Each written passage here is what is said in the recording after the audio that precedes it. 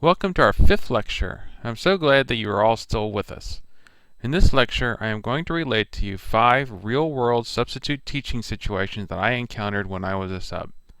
The object of this lecture is for you to decide how you would react in each situation. This is a valuable exercise that will benefit you greatly if taken seriously. Scenario 1. You show up to sub for a 3rd grade class that you have been in many times before. You are looking forward to spending the day with familiar faces in a classroom that is comfortable to you. When you go to sign in, you are told that you've been switched to subbing for the music teacher instead. When you get to the music room, you discover that the music teacher has only left about 10 minutes of work for the students to complete in a period that is 35 minutes long. This means that you will have to come up with 20 minutes or so of music-related activities on your own. Unfortunately, you have no music training. In addition, you have to supervise 5 high school girls for one period because they are being forced to remain in class due to discipline issues while their peers go on a field trip. It is also the day before Christmas break, and all of the younger kids are so excited they are going to be almost impossible to control.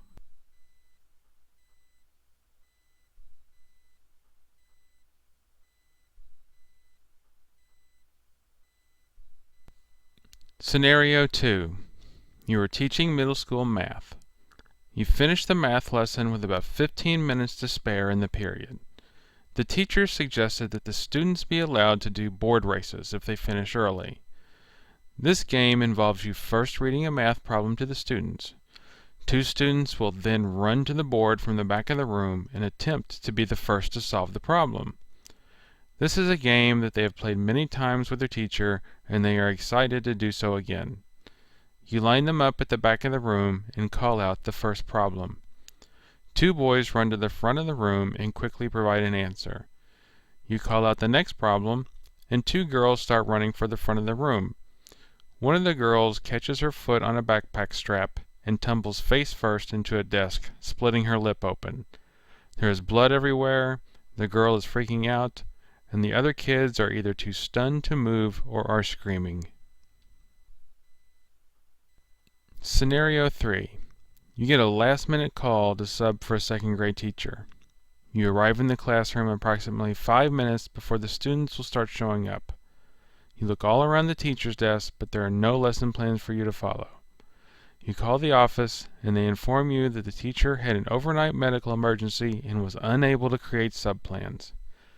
The kids are entering the room, and it is too late to go ask help from the other teachers because you can't leave your class unsupervised. You have 2 hours until the kids go to the library when you might be able to get some help. Until then, it's just you, 25 2nd graders, and a whole lot of time to fill. Scenario 4. You are in a 6th grade class, and there is one student in the class that everyone seems to simply hate. When they are not ignoring him, they are teasing him with vicious verbal attacks.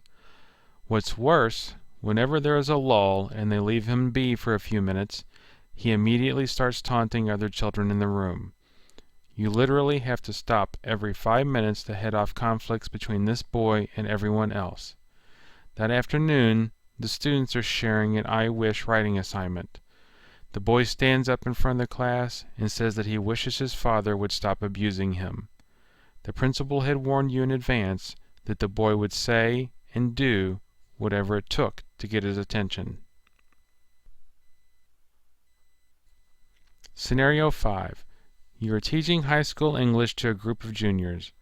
One of the girls has been trouble the entire period. You have given her several warnings. Every time you give her a warning, she calms down for a few minutes, but will then soon start acting up again. Finally, you tell her that if she acts out again, she will be going to the office. She agrees to stop, but then 2 minutes later she is disrespectful directly to your face. You tell her to go to the office, and while you are writing out the referral slip, she breaks down and starts crying harder than you have ever seen someone cry before. You learn that she is a constant troublemaker and that she is on disciplinary probation. Because she has been referred to the office, she is now going to be expelled from school. I would love to hear how each of you would react to these situations, or if you have more questions. Of course, I cannot reveal the actual locations or names of students of any of these incidents. Now that we have examined the benefits and drawbacks of substitute teaching and have reflected on how we might handle various situations, it's time to move on to our next topic.